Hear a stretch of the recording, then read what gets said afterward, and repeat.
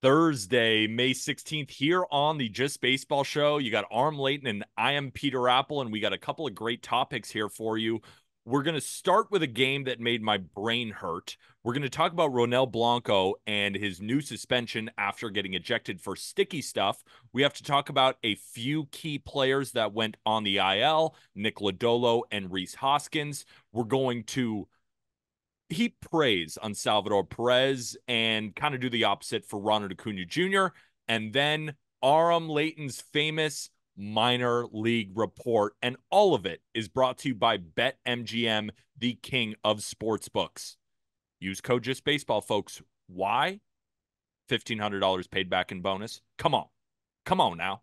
$1,500 paid back in bonus bets if you use code JustBaseball when you deposit. Put a bet down up to $1,500. If you lose it after you use code JustBaseball, you will get it back in bonus bets. If you win it, nothing happens. Don't leave it on the table, folks. But remember, gambling problem, call or text 1-800-GAMBLER. Must be 21 or older. Terms and conditions apply. Aram, we have to start with the game that made my brain hurt. We are recording on Wednesday, May 15th. So I just watched the Orioles take on the Blue Jays. And full transparency, I had a bet on the Orioles. So maybe it made me a little bit more anxious. But you tell me if I was being too anxious. So in this game, the Orioles win 3-2. The Orioles went 0 for 10 with runners in scoring position with 11 men left on base. The Blue Jays went 2 for 13 with 9 left on base. The game starts with an opposite field home run from Jordan Westburg, his first home run from the leadoff spot in his career. Then the Blue Jays score off a 2 RBI double from Bichette that I personally think should have been caught by Anthony Santander. It was kind of a wheelish route. I would say the average right fielder makes that catch, but that's just part one of the weirdness. The Orioles left a runner stranded in every inning outside of the 6th inning, and Orioles pitchers had 6 walks between them. George Springer had a 72-mile-an-hour exit velo double that bounced off the bag. That's on the Blue Jay side. On the Orioles side, Anthony Santander had a cue ball at 55 miles an hour for a double. There was terrible managing by Brandon Hyde, the manager of the Orioles. Multiple opportunities to pinch hit Ryan O'Hearn. They didn't do it. Then they put him in right field, and every ball in that inning goes to Ryan O'Hearn, and he even made a diving catch. In the last inning, Jordan Westburg gets on first from an error from IKF. Then Adley, even though it wasn't called an error, Adley hits a walk-off home run that looked like a fan touched it. It bounced on top of the wall, and they called it a home run. There was a Vladdy play where it was an infield pop-up into like the short outfield range where George Springer's running in, but Vladdy, for whatever reason, calls him off, drops it. There was that Anthony Santander. So there were no errors, but I saw legit 3 errors. I saw no runners being scored, bad managing, and then the home run where it bounces on top of the wall, where they should have gone to a review because it looked like it hit the fan. The game started at 12:35. By 2 p.m., my blood pressure was dangerous. I almost had to go to the hospital, Aram. I mean, I think for Blue Jays fans right now, too, it feels like those types of games you're losing every time. Every Like time. they're losing those types of games every single time. Um, I mean, I didn't see the game. I was doing some prospect coverage. I saw the Adley walk-off, which, by the way, that's now 4 home runs in 3 games for Adley Rutschman. Mm. Yeah, he's starting to heat up. He's starting to really, really get going now. People are wondering where the slug was. Here's the slug. He's got 9 homers now. But that sounds like one of the most ridiculous games in a while. And that's what you get with like divisional matchups. But man, like when you lose a game like that, it's already been tough for the Blue Jays. They're in last place now. I feel like when you lose a game like that, it's got to really take the wind out of your sails. Because normally it's one-sided, and that's how another team wins the game, right? But it looked like in this game that both teams were trying to lose. Brandon Hyde at his post-game presser even said, you never win games when you go over 10 with runners in scoring position. Like, even he was in shock. I think the whole stadium was in shock. Everybody watching it was just like, what the hell is going on in this game? And then on top of it, it was a postponed, or no, the game before on Tuesday got rained out. So it was supposed to be Chris Bassett, but then instead Yusei Kikuchi comes in. Yusei Kikuchi didn't even pitch all that well, but he hit his season high in strikeouts against Yeah. an Orioles team that are the best against lefties in baseball. Just made no sense at It's all. one of those wonky games. I think it's more of an indictment on the Blue Jays. It's like, okay, the Orioles played like crap and you had a lead late in the game still, and you still lost. And I think that's not to pile on, but that's where it starts to really set in of like, hey, this team is going through it. Like they gotta, it's early, they got time, but it's ugly. I don't know. This is as bad as I've felt about the Blue Jays, I think in a long time. Like with this core of players. Their bullpen has been horrible this year. They ranked 28th in ERA as a bullpen. You heard me correctly, 28th. Hmm. There's 30 teams here.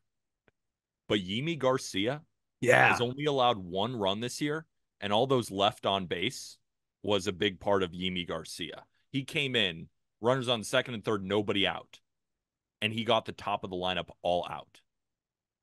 Kind of incredible. Only allowed 1 run this year.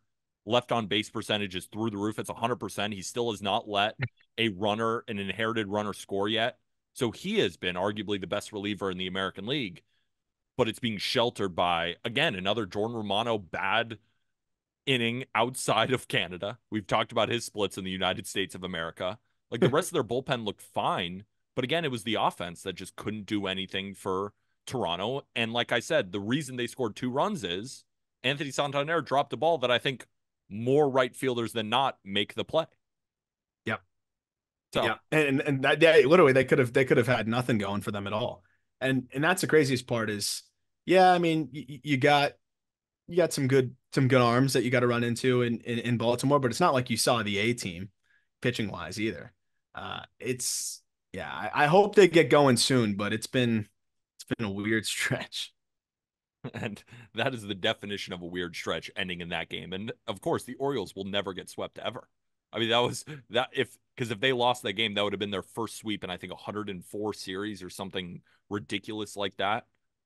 Unbelievable. Let's talk about something else that happened that was crazy that happened on Tuesday. In the top of the fourth inning, umpires look at Ronel Blanco's glove and he is ejected for sticky stuff. And I quote from first base umpire Eric Backus, I think his name is, "It was the stickiest stuff I've felt on a glove since we've been doing this for a few years now." You got the other side from Dallas Braden, who's calling that game, right? It was against the A's. "In my humble opinion, this is nothing more than an accumulation of stick or gunk from sweat and repeated use of rosin on a day where it might be drier in the pool than on land here in Houston. We just got word he was handed a suspension for 10 games. I assume he will appeal it. But Blanco has been the best pitcher in the Astros rotation, 2.09 ERA in 47 innings, and has a no-hitter under his belt this season. Yeah. More craziness, Arm. I mean, this talk about a brutal stretch. The Astros, I mean, even when it seems like, oh, maybe they're starting to play a little bit better, like they get a blow like this where, and this is they need all the pitching they can get, as you said, and especially with the way that some of their guys have been struggling, and now you have Blanco who may miss two times around the rotation here. That's tough. That's really tough. My issue with this is, and I know people are gonna like. I already saw people like saying, "Oh, Astros are cheating again." Shocker. Like, I mean, I don't really chalk this up to anything to do with the Astros To be organization. to be to be fair to those people, though, I mean it's the easiest layup comment Oh, in history of it's social almost media. too easy of a Yeah, layup. exactly. It's like too easy. My problem with it, like he may have done it, he may not have, and this just evokes the Max Scherzer situation as well. I just hate how gray area the whole rule is. Like there's no, and I know it's pretty hard to like concretely like what are they going to like lab test it like right there? Like I understand this is me kind of complaining without a solution, but I just think when the stakes are this high, when it's you're ejected, fined, and suspended for 10 games, I think there should be more I think guardrails and more of an outline as to what is and what isn't a sticky substance ejection. Like right now, I just think it's just so much gray area. Oh, that's the stickiest thing I felt.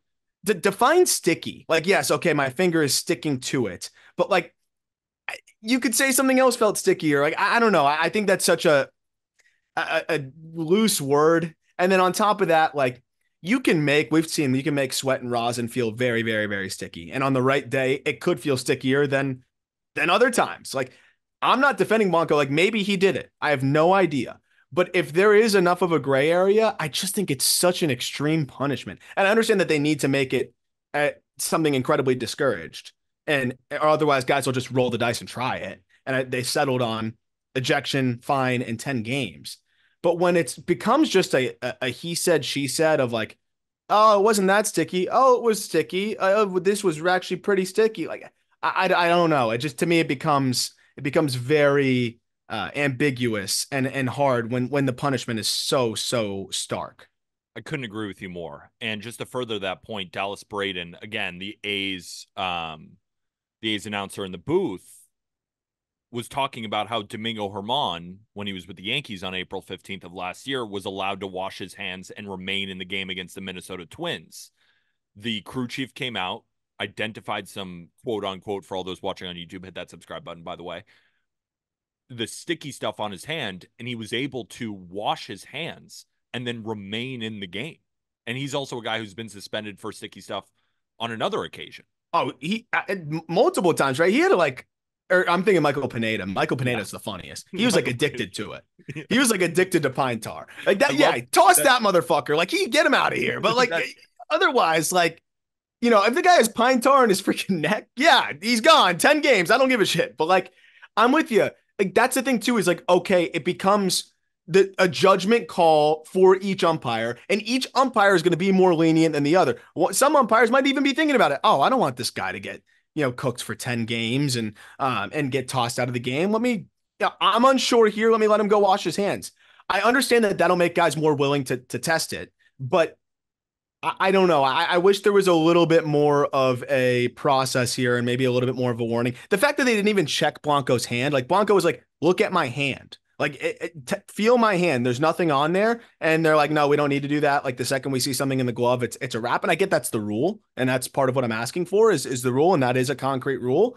I don't know. I struggle to get behind such ambiguous rules, but at the same time, like, why are you putting it in your glove, man? Like, why even risk it? And why, get to a point where like, if it is just sweat and rosin in his glove and he's rubbing there, like, why do that? That's kind of one of the things that I think can get a little bit weird too, is like, why try to be a little bit sneaky about something if you have nothing to hide is kind of my thing too. So it goes both ways. I don't like how it becomes just like a totally ambiguous debate as to whether he deserved to get tossed or not. Nobody really knows what's fair and what's not and what makes sense.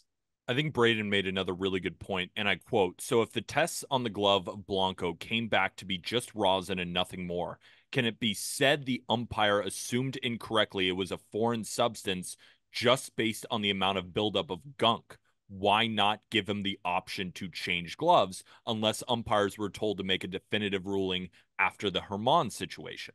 That was his point, and I thought it was a really good one. I love that they're like legitimately send it for testing to like immediately. It's like as if he's gonna go to like prison. Like it's wild. But no, I think that's a super valid point too, because it's like, okay, if he comes back and he's exonerated, that's so annoying. Like I'm glad that at least can clear up the 10 game aspect, and that does help from that lens because that is part of my complaint too. But when you get tossed in the middle of a game like that, like just totally throws your team out of whack and totally hurts you. And, in the meantime, you're waiting to find out, what the results are. I guess that does help the 10 game suspension side of it when you can test the glove. But even then, like, what do they do? Put it in a baggie immediately and like preserve it like they're the FBI and do a test on it. And I don't know, like that whole area is interesting too. But I guess if they find a foreign substance in there, they find a foreign substance. But I don't know. I got to learn more about the testing process and all that stuff. It just is, it's a little ridiculous, I think. And I also do believe that there should be if we're already going to have a situation here where it's a judgment call, like also take into account the weather, the type of day it is, and if it's humid as hell and terrible out and guys are sweating their asses off, give him a little bit of a longer leash. Let him go wash his hands, man. Like unless it's egregious, just let him go wash his hands and go from there. I understand that they want to crack down, but I think he can get a little bit too far gone. And just to wrap up on this point, I think we're being, both of us, a little more lenient to this, right? We're not grilling Ronel Blanco. We're not saying he's a scumbag or any of that stuff because, number one, we don't truly know if he was in fact cheating and using a foreign substance. It could have been a buildup of rosin and sweat, like Dallas Braden was saying. But on top of it, nothing in the data told me that he was cheating. I looked at the RPMs on all of his pitches. Right, you can go. It's public knowledge on Baseball Savant. You can go to see, was there a huge change? Now, sometimes in the playoffs, remember when Joe Musgrove, the ear thing, his spin Yeah, rate was up. It's under it's understood that we're in a playoff atmosphere and these guys are as hyped up and have as many Red Bulls that could kill a toddler, right? yeah, So in a regular season game against the A's, was Ronel Blanco cheating? I don't know. It didn't show up in the data. It wasn't like his slider was getting so much more break than usual. But then you could also argue maybe he's been doing it the whole year. We don't know. We don't know. This is all the information we have. And just like we do every time on the Just Baseball show, we give you everything we got. When we yeah, learn something new, we'll freaking tell you. And if he is a yeah, scumbag cheater, we'll grill him. And if he's innocent, we'll raise the white flag and be like, "Yep, this is all it was." yeah. Fair? Yeah, I'm with you. I'm interested to see what the results yield and everything like that. But yeah, I mean, I think the weird part about not checking his hand, I guess they don't care about that. If they find something in the glove, they find something in the glove. But I'm interested to see like what other conversations kind of come from this, and it's going to happen again. And I just think the more it happens, the more maybe MLB will start to figure out kind of exactly the more specific parameters maybe to put around it and how to go about it. 100%. Let's transition from crazy to shitty. And we'll start with Nick Lodolo. Left groin strain was just put on the IL. In 35 innings this year, he has 43 punchouts, 3.34 ERA, 3.04 expected ERA. He looked fantastic. His fastball velo has been slightly up this season. Both curveball and changeup were garnering a 40% whiff rate each. He was dominant, but in his last start versus San Francisco, he did allow 4 runs on 5 hits over 6 innings. And we also have to remember this is the same guy that missed most of the 2023 season after suffering a stress fracture in his left tibia. Mhm. You've been very high on the Reds. You still think that they're going to make the playoffs. Does this throw a wrench in anything? Like, talk to me as if I'm a Reds fan. Make me feel better. Or So trash me. Whatever you I, think. I mean, it stinks. It definitely starting to make me feel nervous. Also, watching this team in a lot of these games, like even when they win, it's similar where it's just like, ugh, like this is just like kind of ugly. I was saying a healthy Lodolo when I made the case as to like why the Reds are the under 500 team that I think can make it. As Lodolo is a big X factor. Fortunately, it sounds like they don't think he's going to be out longer than the IL stint, and they think he can be back in 12 days. That's the good news. The bad news is just like, as you mentioned, he's just always hurt. He's Yeah. always hurt. And it's just becoming more concerning. Little groin thing. Hopefully, it's nothing too big and he can come back from it. Like they said, he's supposedly going to be back within 2 weeks. So I don't think it changes their outlook too much, but it does make me a little bit more nervous as to whether he can, continue to handle a starter's workload and if he can stay healthy. But overall, yeah, I don't think it's the end of the world. I think the fact that he could be back in, one and a half, two turns of the rotation shouldn't change too much, especially with the way Andrew Abbott's throwing as we're recording this. Another quality start from him. I think he's still throwing. It's 6 2/3 of 1 run ball so far in Arizona. Um, I think they're fine. The offense is more the concern to me. And by the way, as we're recording this, they have 2 hits. Like that's Are they it. losing? Was it 1-0? It's 1-1.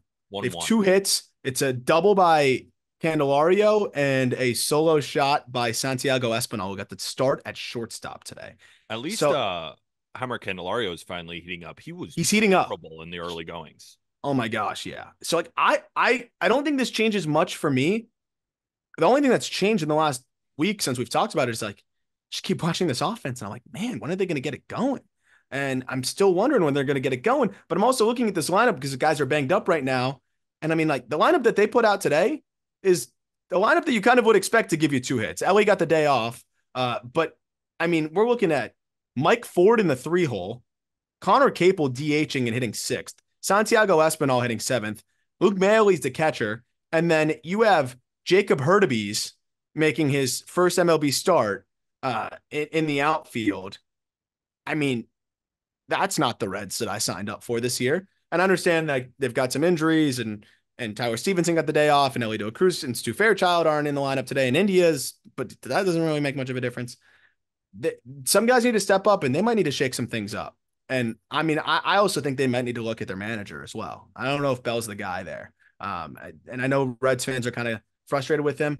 I think you can kind of judge a manager by like the team's buy-in. And I'm not saying the Reds aren't bought in, but I don't know. I don't see the young, energetic, we're going to play balls to the wall team that I saw last year. And, I wonder if maybe Bell's not the right manager to evoke that from his team. And we do know that whether they win or lose, he just kind of always looks the same, which is pretty like meh. I don't know. He's just very straight faced and not much emotion there. And yeah, I don't know. I wonder if he struggles to relate to a largely younger team. New manager of the Reds could be Skip Schumacher. I was thinking about that. I was going to propose a little trade: Tanner Scott and Skip Schumacher heading over. I think that's a great fit for him, to be honest. And I'm just thinking about this Reds team because, like you, and I think like most baseball fans, we just think that they are better than they are. They have the same record as the Cardinals, right? And the Cardinal season has been a disaster. Has the Red season been a disaster? Right? You could been bad, not been good. And luckily, they have Nick Martinez to slot into that role while Nick Lodolo maybe misses 2 starts. Maybe misses more, maybe less. I don't know. But in the meantime, we have Nick Martinez. But to your point, that doesn't help the offense. That doesn't help any of these guys get out of their slumps. They just lost TJ Friedel again. Yep. It's just a continuous thing. When you get these guys back, then they get injured. The guys you brought in, nobody can hit. And it's really just the Ellie De La Cruz show. And he can't do it by himself. And that's why the Reds sit tied for last place when they were a lot of people's dark horses. And they still have so much talent. Hunter Green is still a monster. Graham Ashcraft is still good. Andrew Abbott is proving right now that he's still continually awesome. They have these guys, but it's just they don't win games. And to your point, I couldn't agree with you more with the energy from this team. Lethargic. It doesn't feel exciting to watch a Reds game anymore. It just doesn't. It's not this like when Will Benson is crushing baseballs and Matt McClain is running around the field and Ellie is just a freak of nature and they have TJ Friedel making that diving play or that bunt base hit. Like they just don't have that this year. Yeah. And it's sad because when the Reds are good, baseball is better because when they are good, they're one of the most exciting watches in baseball. They don't even need to be winning. But to just turn on a Reds game and watch this team operate used to be fun. It ain't fun right now. And I will say they got, and I agree with everything you said. They got screwed pretty hard between Matt McClain getting hurt, Friedel again, as you mentioned, Christian Encarnacion Strand getting hurt. Yeah, like we were having a conversation. Where's the room for all these infielders? And then Noel Marte getting popped for 80 games. They need Marte in the worst way right now. Like he'd be a better option than some of the guys that they're wheeling out there. And I think that's a big part of it as well. Like Jonathan India, I think you got to kind of just accept that he is. I mean, he's going to be better than this, but he kind of is what he is at this point. And I don't think he's going to be a huge contributor for them. Like they need a guy like Noelvi Marte that can provide power and be a spark if he's swinging it the way that we know he's capable of. He's suspended 80 games. They've got what? How many more games? I mean, they're almost halfway there. The season could be gone from them by the time he comes back. So that's the really tough part. Brandon Williamson threw well in his rehab start. That's a guy that could end up rejoining the rotation. But yeah, it's just tough between all of the offensive injuries. And then you got Alexis Diaz sporting at almost 70 RA. Emilio Pagan sucks. Yeah, I mean, their bullpen stinks. Yeah. So like that's the other part of it too. They're in a really interesting spot because when Friedel was back and they have a healthy rotation, I feel better, but they got to weather this storm for a few more weeks. Hopefully they can tread water. Hopefully the bullpen kind of ticks back up. I still want to see them be aggressive and add. I don't know if they will. They should. And I'm fascinated to see how they're going to go about this, over the next few weeks and over the next month or two. I'm sure they'll stand pat, but they need to get going quick. Their bullpen is just the Buck Farmer show. It's kind of similar to the Blue Jays we were talking about at the beginning. They've one great reliever that the rest of them just haven't really done much. But Buck Farmer has been great. Shout out Buck Farmer. All right, let's stay in that division and continue to talk shit news. There was a single to right field where Rhys Hoskins came up limping. He got an MRI, and immediately when I saw it, because I was watching the game, I was terrified.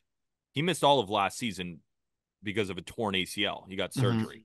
Luckily, it wasn't a knee thing, and it was on his other leg. So Rhys Hoskins should miss 2 to 4 weeks due to a strained hamstring. Mm-hmm. Thank God. Because, Yeah. again, I was watching that. I know Rhys Hoskins' knee thing, and when he's coming up limping, I don't remember which knee it was. What happens to me is my heart just drops. Luckily, we got a quote from Hoskins as well. It's pretty typical to have things pop up post a pretty big surgery like that, Hoskins said. We'll just have to wait to see where we're at. This is a big loss, Arm. Oh yeah. 814 OPS for Rhys Hoskins, 9 home runs, which leads the team. They're led by Christian Yelich and William Contreras, and both of them have been phenomenal, but neither of them have 9 home runs. Neither of them have been the big power guy. Like Willy Adames hits fourth most of the time. He's not bringing the same level of power that Rhys Hoskins. And first of all, I know he's hurt right now, but what a damn deal. Just kind of scooping him up when nobody was really paying attention to him. He was a guy that we were highlighting all offseason, being like, where the hell is Rhys Hoskins going to go? I know he's coming off a knee injury, but damn it, this is a 30 and 100 guy. What seems like every year for the Phillies, is he just not going to sign? He did. The Brewers got him, and they're getting the most out of him. But right now, they can move Jake Bauers into that role. Doesn't really change my perception of the Brewers. I still think that they're a good team, but regardless, it's a big loss. It's a big loss for sure. Fortunately, a lot of guys are ticking up offensively. You're seeing Frelick start to stroke it a little bit. Bowers has been swinging it way better. Joey Ortiz is a freaking beast. I love Joey, yeah, man. He's great, man. And he's probably going to slide over to shortstop next year when when they inevitably let Willy Adames walk. And Ortiz he's a glove first guy. So that's the craziest part, is he's going to give you a lot of value defensively at short. So I mean, this lineup's great. And Chorio's kind of struggling like we expected. It's been really rough for him lately, but that's okay because he's at the bottom of the order, and they're gonna. Today, as we're recording, he did hit 441 today. Ooh, okay. Yeah, well, that helps. Yeah. And then, they've got Garrett Mitchell hopefully coming back at some point. I know he messed his hand up now. Like, he also is just always hurt. Weimer hopefully comes back, avoided anything too bad with his knee. So they've got other guys that are going to come back and help him too at some point. But yeah, I mean, Hoskins was just kind of that other vet for you that, like you said, just consistent, because some of these other younger guys are volatile and for better and for worse. And just having another consistent bat that's been doing it, as you said, every single year is nice to have. But in the meantime, they've got other guys that are heating up, and I think they'll be just fine. But that was scary. I'm with you, because when he tore his ACL, it didn't look like the type of play that someone would tear their ACL on. Like, he was just running backwards, and then it just he just fell, and you're like, whoa. And it was just done. So it's good that he dodged anything serious there. And I still think the offense is going to keep rolling without him, but I agree. He is a very integral part of this offense in the grand scheme. Absolutely. Let's move on to a couple of players that I want to talk about, and then our minor league report, courtesy of Arm Layton. But before that, let me tell you about our friends at Outlier. Outlier is a sports betting decision assistant for aspiring intermediate and advanced sports bettors who understand that data is the foundation of a profitable sports betting strategy. I use it for all my bets, as does everyone else here at Just Baseball. But the reason we use it for other things is it pairs hyper-contextual and relevant sports data with available betting markets. And unlike those traditional data sites, or Outlier organizes and visualizes data for easy comprehension, efficient decision-making, and immediate execution. That's why we love it. Make sure to check out its first-of-its-kind strike zone heat maps and pitch arsenal roundups that help us on our pitcher evals that allow you to quickly visualize pitcher and batter matchups all in one screen. It's available on iOS, desktop, and mobile browsers. Get your 7-day trial at outlier.bet/justbaseball. That's in the episode description for everybody watching on YouTube and listening on audio. You can find it in the description, or just go to outlier.bet/justbaseball. Aram, time to talk about your favorite player, and that is Ronald Acuna Jr., who is off to a weirdly terrible start for his standards. First time I've seen Ronald Acuna Jr. with an OPS below 700 in a while. He's slashing 245, 354, so he's still getting on base at a decent clip, but the slug at 342, last year he slugged 596, still hitting the ball hard. Mm-hmm. And Peyton from Big League Analysis, who is a huge part of Just Baseball, big time editor, his page is awesome. He did a breakdown on this, and he said last year, through 39 games, the worst stretch Acuna had, his OPS was over 900. He spoke about the fact that Acuna hasn't been hitting fastballs, which doesn't make any sense. He's hitting 222 against fastballs this year, where last year he hit 340, highest ground ball rate of his career. He's still stealing bags. He's still scoring runs. He's playing fine defense. I mean, he's 27th percentile outs above average, but the arm is obviously awesome. Like, not great defense either. But this does not look like the MVP candidate that we're used to. So what have you seen? And what do you hate about him? So, okay. Well, I have a question for you, because I know I've got this in the replies a couple of times. Do you think I have any anti-Braves bias? No. Thank you. You're not biased at all. On this podcast, actually, Jack is probably the least biased because he is fully out on everything. Oh yeah, like no, I think still like you still love the Marlins in a cruel way. You're not biased. Like you don't. None of us like. Because I don't have anything against anybody. Because if the Braves beat the Marlins down 20-0 in a 3-game set, I don't care at all. Of course, if they're winning, like the kid in me gets evoked. And honestly, I see a lot of other kids and there's not a lot of Marlins fans out there. So I see kids, excited about the team and whatever. And I'm like, I can relate to that. And I want baseball to succeed in Miami. Like, that's the thing I care about. I don't give a shit about the Braves. Like, I want them to, I love Austin Riley, and Mike Harris is one of my favorite players in baseball. Like, point blank period. Love Mike Harris. How about Chris Sale? Chris Sale has been appointment television. Like, I love watching the Braves play. So I want to put that out there. Like, my frustration with Ronald Acuna Jr. has nothing to do with anything to do with the Marlins. I think it's pretty funny that he always gets in their head with, oh, you pitch me inside, I'm going to make it a big thing. And now, like, they're afraid to pitch him inside, and he demolishes them every single time. But my frustration with him is this. I think that all of his shortcomings on the field, which are not a lot, because, I mean, he is one of the most talented players we've ever seen. Yep. And the fact that he has not had a stretch of an OPS under 900, like, for 30 games is insane. I think the things that he's not good at are almost 100% effort related. There is no excuse for this guy to not be a decent defender. He's not playing center field. He's playing a corner. He flies. I understand that he's had the knee issue. I get it. He could be running half speed if he put any time into actually improving his reads and actually focused on that. And I just don't believe that he has. He would be a fine defender. He would not consistently be a liability out there in terms of his reads and routes. And I know some people naturally just aren't great with that, but there's no reason for him to consistently be well below average, especially when you have the arm that he has and just the natural ability that he has. And then the thing that really made me want to talk about him, I know he's going to have a great year. He's going to finish. He's going to be fine. Whatever he's going through right now, it's going to work out. He's too damn talented. I just want to part in quickly and say I totally agree with that. Like, we aren't really like, oh, is Acuna not a good player anymore? No, not at all. No, we're fine. He got picked off 3 times in 10 innings. Yep.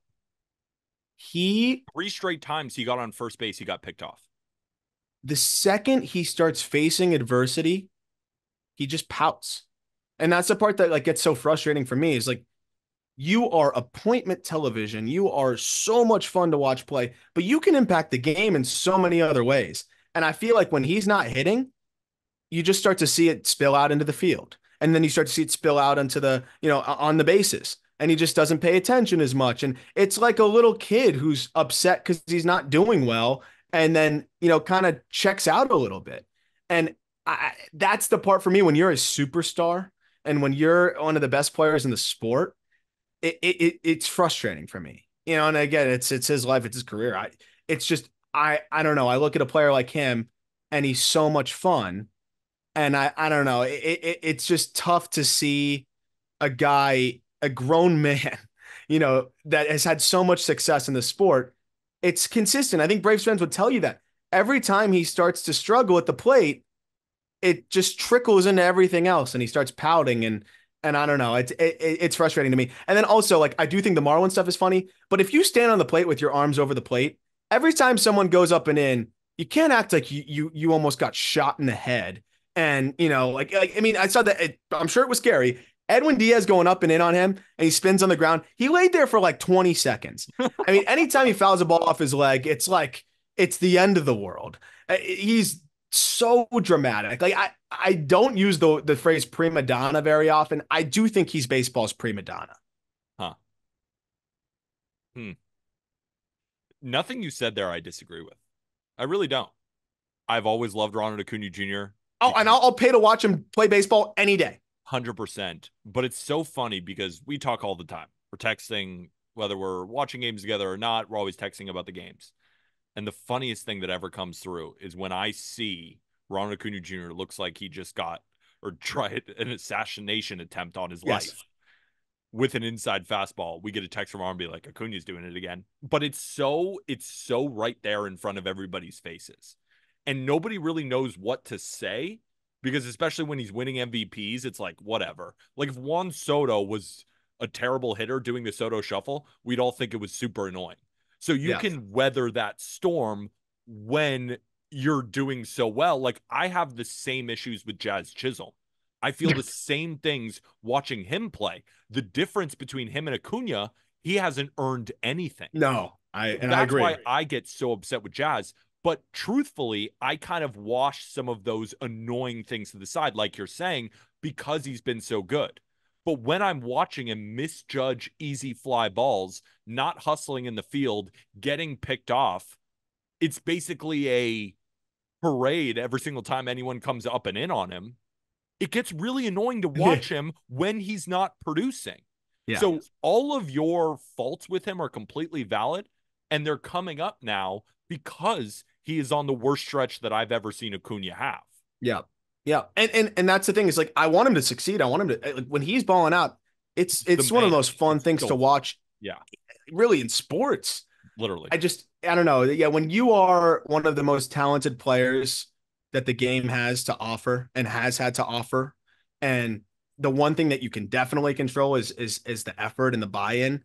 It does become a little bit like like again, it doesn't affect me directly, but I'm just watching it. I'm just like, it is a frustrating watch. Like even on behalf of Braves fans, and I know I was talking to Dylan Short, covers the Braves as well as anybody, and I think has one of the best radio shows out there. I wish I knew the letters off the dome so I could promote it, but Dylan Short does some great stuff on Twitter and writing as well. He does a little bit of everything, but he's number one Ronald defender. And we go back and forth all the time about it. And even he was like, someone needs to sit down, Ronnie, and like talk to him right now because this is getting ridiculous. And I think he'll settle in. And I think he'll be fine. And he's 26 at the end of the day, but I think it's kind of an immature 26. And you see that sometimes. I just imagine Anthony Rizzo like freaking out every time you went in on him. Yeah. Like if you're standing on the plate, stop freaking out when the ball inevitably is up and in. I get that's the other thing for me. But no, I mean, in terms of Ronald Acuna, what's going on? Four-seam fastballs are particularly surprising to me. He's hitting 184 against them. So you mentioned fastballs, but particularly four-seamers. It's sinkers, wild. I think sinkers and cutters technically apply in the fastball range on baseball. Yes. So just four-seamers, the fact that he's 184, that's nuts. So he's really struggling with stuff at the top, and I think that's an interesting part of it. So I think there's going to need to be some little adjustments approach-wise, but like you said, he's still hitting the ball really hard. I think he's going to start to elevate the ball a little bit more and do all the things that we know Ronald Acuna Jr. can do. But the most surprising thing to me so far has been, last year we have a huge sample going into the postseason as well, where you have his contact rates from last year to this year. His in-zone contact rate is down 10%. Small sample this year of just 39 games so far, but almost a 10, I think it's 9% and change. That's a huge drop in end zone contact rate. So to me, it seems like a timing thing, and I think he'll get there. But in the meantime, he should be stealing backs and trying to play some good defense. And I don't think it's just the struggles. I think it's just the fact that I don't think he's ever really been that bought into becoming a good defender, which doesn't make sense to me when you're as talented as Ronald Acuna is physically. Two things before we wrap up here and move on to Salvi. Number one, Dylan Short, again, his radio show, radio guy for 680 The Fan. He's the host of the 643 show and the 643 podcast. So make sure to check out Dylan's work. It's fantastic with all the Braves content. Number two, I think to kind of summarize everything that you said, right? We post quote cards on Instagram every morning from the show. Your quote card is going to read, I'm a huge Miami Marlins fan, and I think Ronald Acuna Jr. is a bitch. Is that fair to put on the quote? Prima donna would be the prima donna. I heard bitch, but maybe you didn't say it. I'll have to go back and listen. Yeah, we'll have to review the tape there. We'll review the tape. All right, let's move on to Salvador Perez. And this is not brought to us by a sponsor. This is brought to us by Ryan_DIX2. Shout out Ryan. He sent me this DM. Just listen to today's episode of the Just Baseball Show, and I am begging you, please give Salvador Perez his flowers. This guy is second among catchers in OPS and average, third in home runs and hits, and first in RBIs. And his defense this year has been pretty much net neutral in every statistic, including his framing metrics. He's framing. So he also isn't hurting the Royals defensively. He's got a 1.8 F4, which is first among catchers who have caught more than 25 games. Bobby Witt Jr. is awesome, but Salvi has arguably been better offensively and has improved his fielding immensely. I'm damn near on my knees begging you guys to give the best catcher in the American League the recognition he's earned when talking about the Royals. And I don't want us to make fun of Ryan because he's right. No. On the last episode, I think it was just Jack and I were talking about the MVP race, and I was basically saying that Bobby Witt Jr., he's so valuable to the Royals because he is the engine that makes this offense go. And I misquoted because in reality, there's Zoom giving me the thumbs up. In reality, a big part of this offense has been Salvador Perez. So just to add on to what he has been saying, he's hitting 320 with a 388 on base percentage and a 536 slug, 924 OPS, 8 home runs, posting the second highest hard hit rate of his career. And his strikeout rate last year was 23%, down to 15%. And his walk rate is double his career high. He's hitting fastballs. He's hitting breaking balls. Now, I sort of agree with him on a net neutral side in terms of framing. He does rate below average, but he's been a good blocker. Or actually, the arm has been what's the problem. It's called strikes or caught stealing above average, 34th percentile, 68th percentile in framing. So he has been a decent framer this year, but he has been great, and I want to recognize him. Do you have anything to add to this point? Like, all I want to say is you're right. He has been huge for the Royals. He's been fantastic. There's a lot of debate here. Will he be a Hall of Famer? Everybody likes to point to the defensive metrics, the WAR totals, and stuff like that. But from purely offense, he has been one of the best hitting catchers that we have seen in this generation, and that's a fact. Well, especially if he keeps doing this. Here's some context. Salvador Perez walked 19 times last year. The whole season.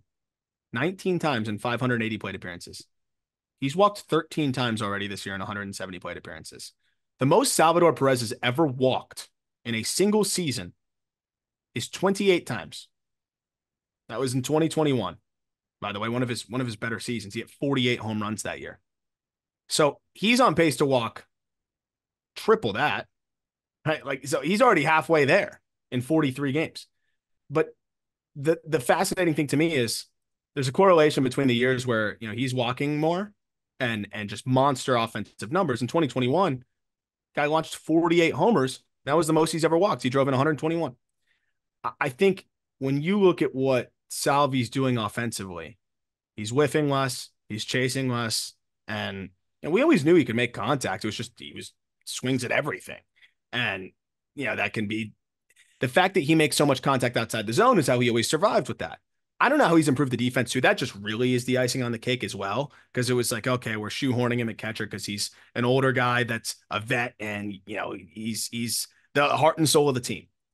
But I also owe the Royals an apology because for the last 2 years, I'm like, trade this dude, man. Yeah. Like, what are you doing? Like, cash in. If they traded him last year when I was begging them to, they would have got nothing for him. And he would have been probably doing this somewhere else. But instead, they invested in their team a little bit. They had some of their younger guys make a leap. And Salvador Perez, reciprocated by working on his game at 33 years old. And that is a testament to Salvi. He has his contract. He's made his money. He's won his big games. He's won his World Series. Like, he didn't need to put the work in. And I don't know if there's a story out that describes the work that he put in. I'm sure he put work in. If the framing's improved like that, if his approach is different, if he's having this, incredible offensive stretch at 34, I'm sure he put work in. And I think he put that in. Maybe he would have done it regardless, but I'm sure the Royals buy into him and the buy into the team. I think that must have reinvigorated him. Like, Salvador Perez has been losing for multiple years now. And then you go out and get him multiple pitchers that he gets to work with now. He gets to go work with a Lugo and work with a Waka. And of course, they've got Cole Reagans, who looks like, stud when he's on as well. So all of a sudden now he has a pitching staff that's fun to work with. That probably evoked more out of him. You have an offense that's a lot better. That must have got him going a little bit more. Hey, he can drive in 120 runs again, potentially, if he has a good year, and he's on pace to do so, actually. I think it's a little bit of sticking with Salvi. I think it's a little bit of the team buying into winning and giving him a shot of youth. And I think we're seeing the results here. There's just nothing but good things that'll come from buying into your team and investing in winning.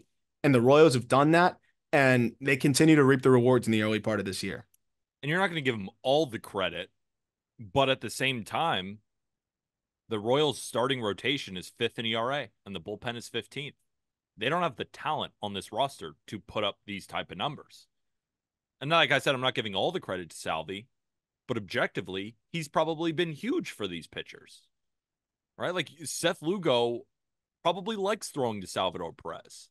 So it's like we look at the numbers, we look at the past numbers, and people try to discredit him, when in reality, we're looking at a great rotation headlined by a great catcher. And he has been a great catcher for a long time. Now, in the offseason, we can have Salvador Perez a Hall of Famer. We can have all of those discussions later. I don't think that's something that we have to get into right now. But what I can say definitively is, in my time watching baseball, I'm 26 years old. Salvador Perez is one of the best catchers that I have seen in this league since my time watching baseball.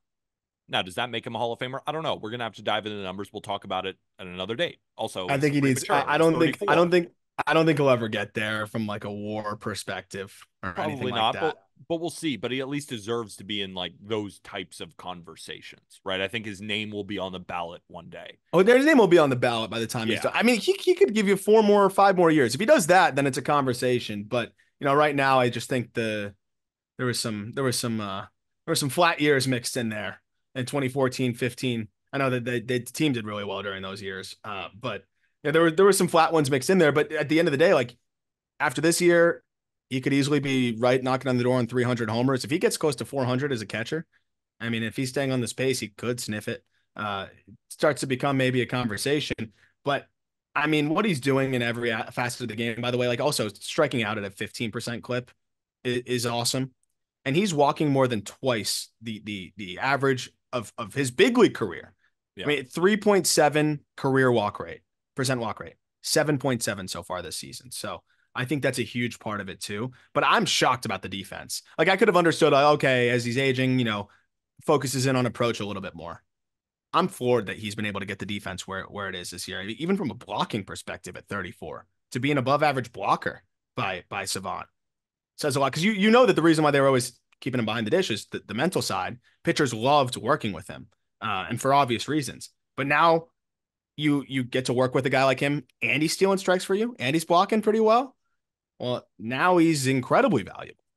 Shout out Salvador Perez. Shout out Ryan. And remember, all of our DMs are always open, and we read your YouTube comments. Braves fans, you gotta let us know. Were we too harsh on Ronald Acuna Jr.? Were we fair? I'm sure. Let us know. Of course, they'll let us know. And again, like to let you know. Leave the comments, DM us if you ever feel like we're misrepresenting something or we didn't give enough credit to this player based on your team's success. Let us know, right? We're not perfect. We're not standing here being like we're the end all be all. We know everything. Feel free to let us know. We love our audience. They're the smartest people in the world. That's what I think. Because the type of DMs I get, the analysis, like even from Ryan, like that was in a great DM. So Yeah. Ryan, thank you. Listeners of the Just Baseball Show, thank you. But the show ain't over yet. We have Arm's minor league report. I'm so excited just to sit back and say absolutely nothing and let him riff. But before that, a quick break. Arm's minor league report. He's going to run us through some of the best of the minor leagues so far, whether that be recent, whether it be over the entire season. And Arm, we were talking about it before we pressed the record button, and you said, "Are you okay with me just getting after it?" And I said, "I wouldn't want it any other way. The floor is yours, my friend." Yeah, I'm gonna liken this to like the weather report that you hear on like the radio station, or just like, I don't know. So Chris Berman flying through NFL highlights, but way less entertaining. I'm just gonna fly through as many players as I can and kind of get everybody up to date with some of the players that have been standing out to me. And by the way, if you like this type of thing, we've been putting out on the Call Up YouTube each week, minor league recap, everything that, the best performers at every single level. And I do a voiceover of that. Our video extraordinaire Peyton edits it, and it's about 8 to 10 minutes, and it pretty much gets you up to date on everything you need to know in the minor leagues with the highlights and everything like that. That's linked in the episode description from this week's video. So check that out. Would appreciate you guys supporting that. But let's jump into it, because I'm from the AAA level to the complex. Like, there's a lot going on, and the complex leagues rolling now, and that's a lot of fun. I'm going to start with James Wood. James Wood, Washington Nationals prospect, AAA. The guy's big league ready. It's getting a little insane that he's not up yet. He's hitting 357, 455, 586. His last 10 games, he has 5 home runs. He hit 5 home runs last week, and in that span, he's hitting 474, 543, 921. Made some subtle adjustments to his load and his swing mechanics that are making him, much more frequently on time, and also, I think, consistently hitting the ball harder. It's resulted in a little bit higher of a ground ball rate. Don't care, because he's hitting it really, really hard, and he's slugging when he needs to. James Wood should be in the big leagues pretty soon. They said he needed to hit lefties. Well, guess what he did? He hit 2 home runs off of lefties last week. Let's get him up there sooner rather than later. Before you quickly move on, just because I'll barely have any time to talk this entire thing, which I'm totally fine with, but I do want to say this one point. We were in Florida, all of us together. We were hitting spring training, and we were sitting next to a lot of Nationals fans, and all of them. So there was this family right to my right, and then there was this group of like 5 guys on a golf trip that you could tell were all wearing Nationals hats. And all of them, because you and I, or maybe you and Jack, are like, our group was talking about James Wood and how good he is. All of them said he'd be the best player on the team right now. Like he's already better than everybody they have. I don't think they forecasted this from CJ Abrams. I don't think they forecasted this from Mackenzie Gore. But even when you have those 2 guys, James Wood might be the 3rd best player, right? Because he has no big league experience yet. But that goes to the level of what Nationals fans have been watching in the minor leagues. This guy blossom, and it's just got to feel good for them. So continue. Oh my God. He's becoming a more complete hitter and more complete player. He's 9 for 10 in the stolen base department too. I'm with you. I mean, he's going to give you a better chance to win than Joey Gallo right now. And the team's kind of fun to watch. Make him a little bit more fun with James Wood. Sticking in AAA, Drew Romo, Colorado Rockies prospect. Also, I don't think they've lost since we said that they're going to win out. They're up 5-0 right now against they're going to win. So that's 7 in a row? Now they're up 7-0. It's the end of the 6th inning. The Rockies may win out, folks.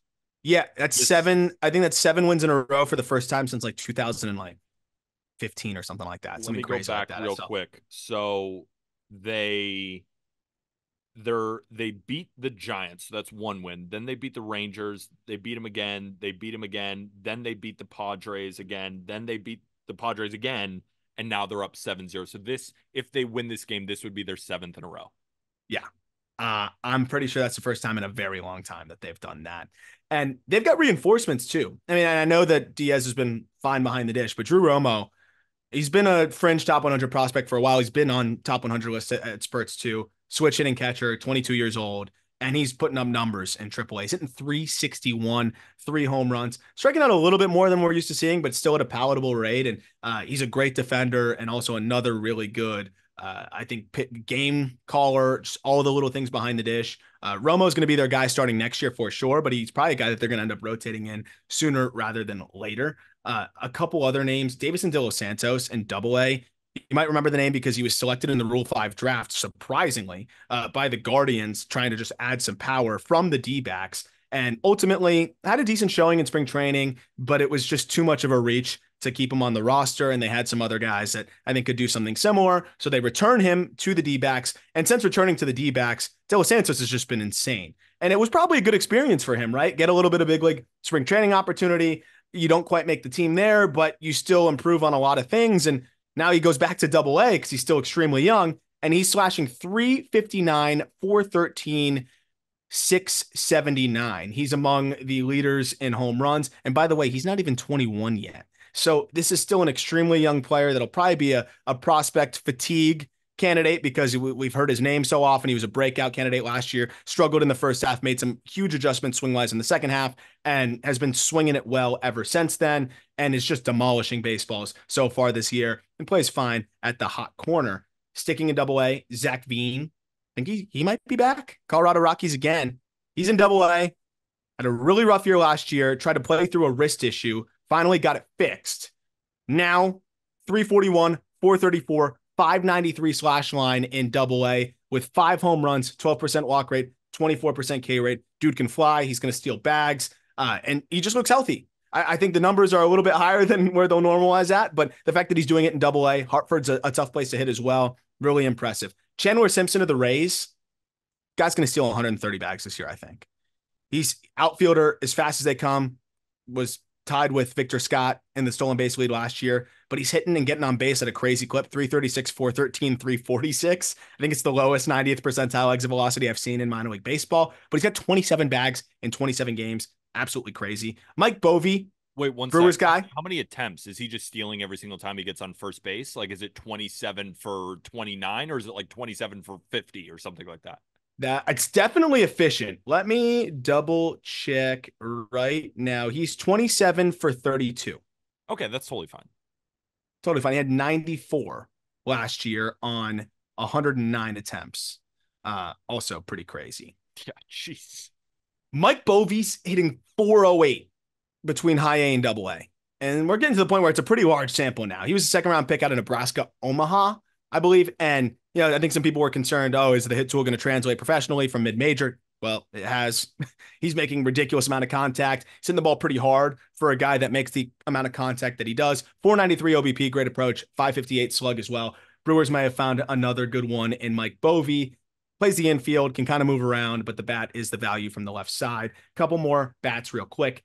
Felny Celestin at the Complex. He's a Seattle Mariners prospect. I think he signed for 4.7 million, somewhere around that range. Prized guy, switch hitter, flies, great defense. Didn't get to see him debut last year because of a hamstring issue. So this was his pro debut at the Complex. Through 8 games, 486, 541, 806 slash line, 2 home runs, 6 walks, 5 Ks. I always say to take Complex numbers with a grain of salt. I have seen this guy swing the bat.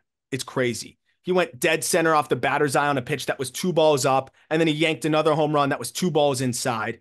He's a freakazoid. I think Celestin's going to be one of the big names that you're going to start to see get a lot of hype really soon. And look at the Mariners' international free agent track record. It has been insane. It's not just Julio Rodriguez. They have nailed it. Even guys that they end up trading like Noel V. Marte, like it's always been guys that end up turning into at least good trade chips and good prospects. One other name, Aiden Miller, Philadelphia Phillies. I put together a thread on him. First round pick last year, shortstop for them.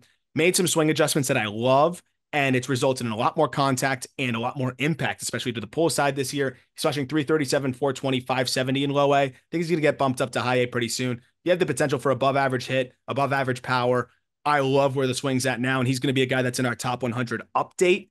And then 3 quick arms. Zebby Matthews. His real name is Zebulon, by the way. Minnesota Twins right-hander. I've never seen a start to a season like this. 8th round pick, drafted because of his command over stuff. Then his stuff ticked up 2 miles an hour. So now the fastball's sitting almost 96. Cutter's sitting 90, 91. Slider's now sitting in the mid-80s. Through high A and Double-A so far this year. Command's still there. 29 and 3rds innings, a 1.23 ERA, 37 strikeouts, 0 walks. If I'm not mistaken, the next best, like the only other minor league pitchers with no walks have thrown 8 innings. Anyone that's thrown more than 8 innings has walked somebody.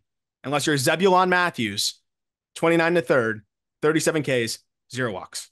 For the Twins, is For the Twins. Is he close to ready? I mean, can we use him? They might be able to sooner rather than later. He's already in Double-A, shoved. Yeah, He pitches today as we're recording this. I'm going to be locked in. It's start number 2 in Double-A. I think this stuff's going to translate. If I remember, I think it's 18 inches of vert. It's a slightly higher release height, but still above average carry. And if he's sitting 96 now with that cutter, with that slider, with a changeup that he mixes in, Sebi might be a dude for them. I think he's going to be one of the I think it's as much helium as any pitching prospect in baseball when you have that command with the stuff upticking. My favorite guy in the world, we talked about him a couple episodes ago, Matt Tugboat Wilkinson. He's a Guardians guy, low A. We'll see how it all goes, but funky lefty, 35 and a third innings, a 1.02 ERA, and I think he struck out 48.5% of hitters. I think he leads all minor league baseball in strikeouts so far. Get that guy out of there because the camera angles in Lynchburg are terrible. And I want to see Tugboat throw from a regular angle. Jaden Ham. Wait, before we move on from Tugboat, what's his height and weight? Oh God, Tugboat. I think he's 6 foot. I think he's 6 foot 275. Dude is the definition of a tugboat. He's electric. Yeah. He's one of my favorites. I want him on the call up so bad. We have Jackson Jobe on Monday, whatever. I need Matt Tugboat. Don't say whatever to Jackson Jobe. Are you kidding me? I need Tugboat. Jaden Ham, who is in the same organization as Jackson Jobe, my favorite pitching prospect in baseball. So, of course, Jackson, if you somehow heard that, I didn't mean it. 28 and 2/3 innings this year, 0.94 ERA, 43 strikeouts and 4 walks. I don't have the data in front of me, but I'm pretty sure he's another high carry fastball guy. I think it's 20 plus inches of induced vertical break, and then everything just working off of that. Hitters have just been stifled by him in high A. And speaking of high carry fastballs, Owen Murphy struck out 10. Braves pitching prospects. Hold on. Go back a little bit. The prospect you just talked about, what team is he on? Tigers with Jobe. Okay. Just don't want to gloss over that. Another Tigers pitching prospect doing really well. Yeah, they've got some guys. Owen Murphy struck out at least 10 for the 3rd time in 7 high A starts. His release characteristics, I've kind of put a scatter plot together, compared it to big leaguers. His fastball is very similar to Christian Javier, where and Bryce Miller as well, 5.5, 5.6 release, getting 19, 20 inches of vert. That's elite. And now he's throwing it a tick harder this year. And that's why he's whiffing everybody. 60 strikeouts in 41 innings. The slider's been really good for him too. I think this is potentially the Braves' best pitching prospect now. I think he might be better than Hurston Waldrop. And he looks like a guy. And that fastball is just gonna play. And the last thing, sticking in the NL East, the Mets organization, man, they are building a nest egg, a nest egg of arms. And it's become really fun. What they're doing from a developmental standpoint is crazy. You have Blade Tidwell in Double-A, Brendan Sproat now in Double-A, shoved in his Double-A debut today. Nolan McLean in High A and Jonah Tong in High A all have ERAs of 3 or lower, and all with big-time strikeout numbers. You have Christian Scott doing his thing at the big league level. Sproat's got crazy stuff. Tidwell's got crazy stuff. I think both of those guys could potentially be top 100 prospects by the end of the year. And then Tong has been, I think, the breakout pitching prospect, or one of, this year as well. The Mets are a different type of organization than they've been in the past, and we're seeing them develop pitching at a level that we've never really seen, or haven't seen from them in a while. It's a different time in Queens, especially from a farm system perspective, and we're seeing it in real time with these arms. So for everybody listening, unless you have the hands on the steering wheel as you drive to or from work, do a little round of applause for our guy Arm Layton. Just do it for yourself. I'm doing it right over here. A little round of applause. Are you okay? How are you doing after that? Do you need a deep breath? I got more in me if you needed it. I was waiting for the Yankee report, but I didn't hear shit. Does that mean we all suck? Agustin Ramirez is crushing baseballs. I'm pretty sure his 90th percentile is 106, 107. He's been crushing home runs 112, 113. I've seen. He's a catcher, might not stick there, but I love the bat. Mashing balls. Ben Rice hit his 8th home run the other day. It sucks that Chase Hampton's hurt, but Will Warren continues to strike guys out. Stuff looks better than I thought it would look like this year, and he could be a guy, if the Yankees ever have a scenario where they need a pitcher. I think that would have to three pitchers would have to run into each other at the same time, I feel like, for a rotation spot to open up for Will Warren right now. But he has been throwing great. Probably a trade chip, to be honest, with the way that the Yankees like to go. But Warren's been awesome in AAA. And Jason Dominguez looked really good in his rehab appearance yesterday. So there's the Yankees report.